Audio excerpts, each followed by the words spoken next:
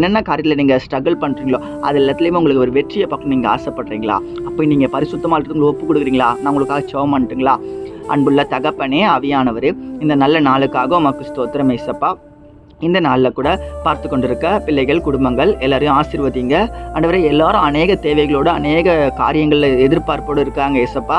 அழைத்தவர் உண்மையுள்ளவர் தான். தாயின் கருவிலே தோன்றுவதற்கு முன்பாக நீங்கள் எங்களை அழைச்சிருக்கீங்க, எங்களை முன்குறிச்சிருக்கீங்க, எங்கள் பேர் சொல்லி அழைச்சிருக்கீங்க. உங்கள் அழைப்புக்காக நன்றி. எங்களை உலகம் மறந்தாலும் நீங்கள் எங்களை மறக்காமல் எங்களை நேசித்து கொண்டே இருக்கீங்க. அதற்காக உமக்கு நன்றி செலுத்தினேன் ஏசப்பா. எங்கள் குடும்பங்களை ஆசீர்வதிங்க, எங்கள் தேவைகளை சந்திங்க, எங்களுக்கு நன்மையை காண செய்யுங்க ஏசப்பா. ஆண்டவரே, இன்றைக்கும் யாரெல்லாம் விசுவாசமாக ஜெபிக்கிறாங்களோ இந்த புதிய நாளில் கூட ஒரு அற்புதங்களை பார்க்கணும், தேவைகளை சந்திங்க ஆண்டவரே. படிக்கிற பிள்ளைகள், ஸ்கூலுக்கு போகிறவங்க, காலேஜ் போகிறவங்க, வேலைக்கு போகிறவங்க பத்திரமா பார்த்துக்கோங்க. எந்த தீங்கும் இல்லாதபடி காத்துக்கொள்ளுங்க ஏசப்பா. தொடர்ந்து உடைய ஊழியத்தை நான் சிறப்பாக செய்திருக்கு எனக்கு கிருபை தர வேண்டுமா கூட ஜெபிக்கிறேன். இந்த நேரத்தில் கூட ஆவியானவர் ஆண்டவர் ஒவ்வொரு மேலே பலமாக இருங்கள். சாபங்கள், பாவங்கள், கெட்ட எண்ணங்கள், அசுத்த எண்ணங்கள், பிசாசின் போராட்டங்கள் மாட்டிக்கொண்டிருக்க பிள்ளைகள் இயேசு கிறிஸ்து நாமத்தில் ஒரு விடுதலை பெற்றுக்கொள்ளணும். பலவீனத்தோட வியாதியோட இருக்கிறவங்களுக்கு ஒரு அற்புத சுகமளிக்கிற வல்லமை எனக்கு வரட்டும் தகப்பனே. நீர் ஆவியானவர் எல்லாரையும் தேற்றுவனா, நீ தேற்றுவதற்காக உமக்கு நன்றி ஏசப்பா. முற்றிலுமான தாழ்த்து அர்ப்பணிக்கிறேன். இயேசு மூலமாக ஜெபிக்கிறேன் பிதாவே. ஆமென், ஆமென்.